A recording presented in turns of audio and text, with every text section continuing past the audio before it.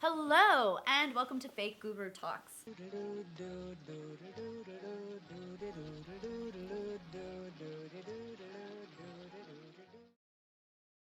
Today we're going to be talking about one of my favorite things to talk about, that the unexpected things and the ways that despair can lead you to some of the biggest epiphanies of your life. So this is how I got to figure out that dancing can pretty much change your life. So something like me and my friends in high school would do, we would have these dance parties and we would go to parking lots and we would dance in the parking lots for hours. We would dress up in costume and we would play really loud music and we would dance in public together. I don't know why this is something that we did, but this is just something that really got the wheels turning and we loved to do. We didn't live in a particularly big town. It wasn't really small either, but it's just a bunch of queer theater kids. It's just what you do, danced outside. Little did I know that this would spark literally a lifelong passion of mine to chase that just freedom of dancing and expressing yourself and the fun that came with that, and also the healing that came with that as well. So let's fast forward a bit. I'm in college, I'm doing film, I'm doing theater, and I was you know what, I think it's time to have a passion project. I was I want to shoot a documentary of what's going on, but I was I'm going to make a dance documentary. I think it can be really healing. It was just as a documentary filmmaker, you have a thesis and you follow that thesis and you're all right, let's see if this happens. So it was kind of arbitrary. I was what happens if people dance every day for 20 minutes? So I started traveling the country, collecting interviews and doing portrait dance sessions, film dance sessions with people, and just hearing their stories of how overcome extreme mental illness and oppression and honestly safety. That was a big one. I'm not gonna ruin the entire documentary because I'm still working on it.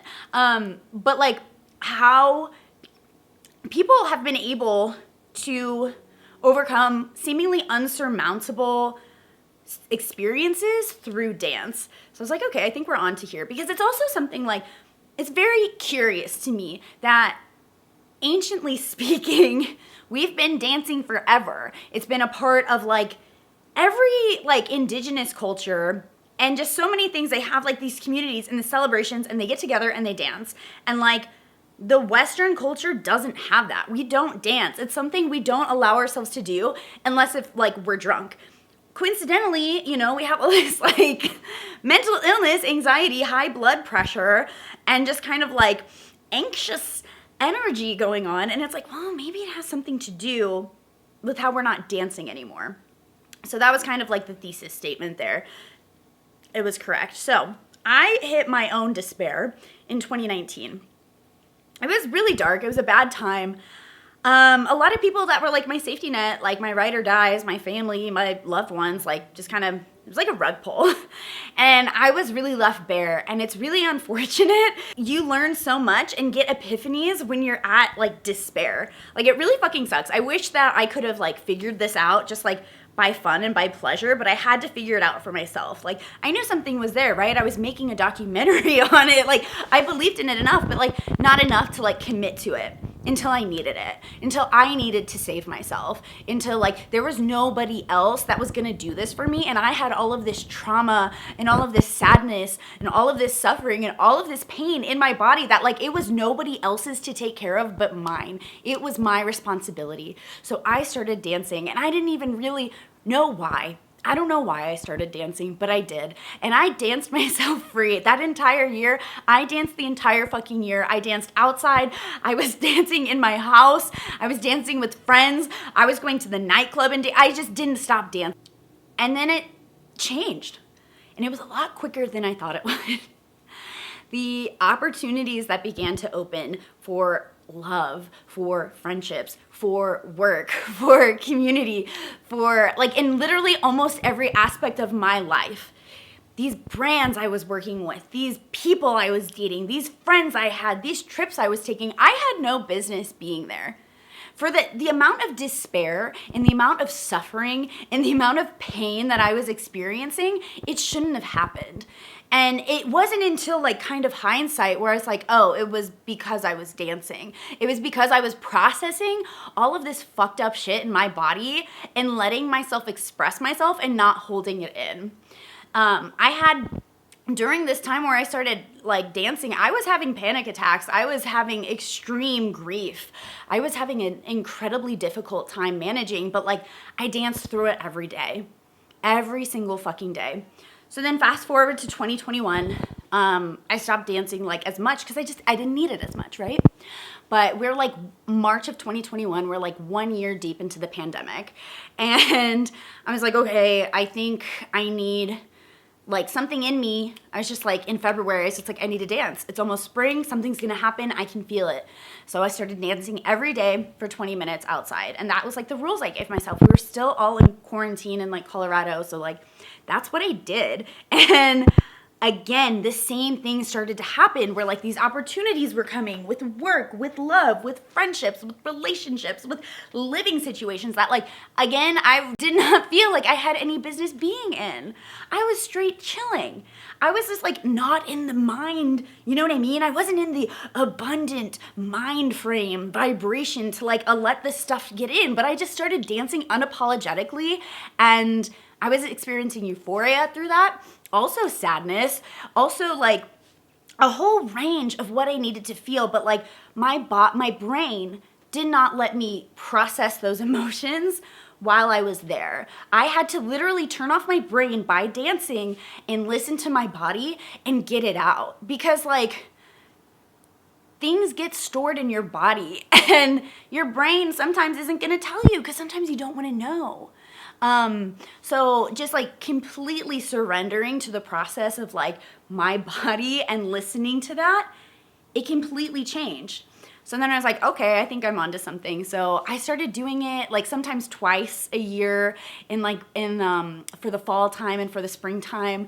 And then I opened it up to the public. I was like, okay, like this is my life's work. Like no matter how like ridiculous or silly or stupid it seems, this is like my life's work and I don't need to be able to frame it a certain way. Like I know this is revolutionary, I know it is ancient, and I know that we are gonna need to be able to increase our energetic bodies for like what the fuck is happening.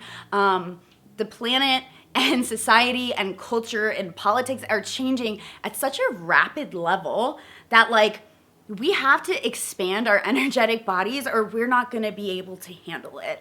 And there's a lot of different ways of like your body not handling something like that. And I'm not going to get into it because, you know, you're creative. You can think of all the bad things that could happen to you. You don't need somebody telling you bad things.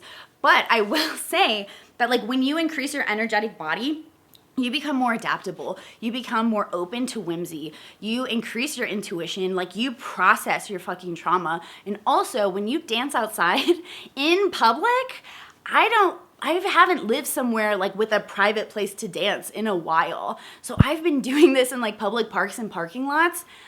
It's liberating. Cool, look at me dance.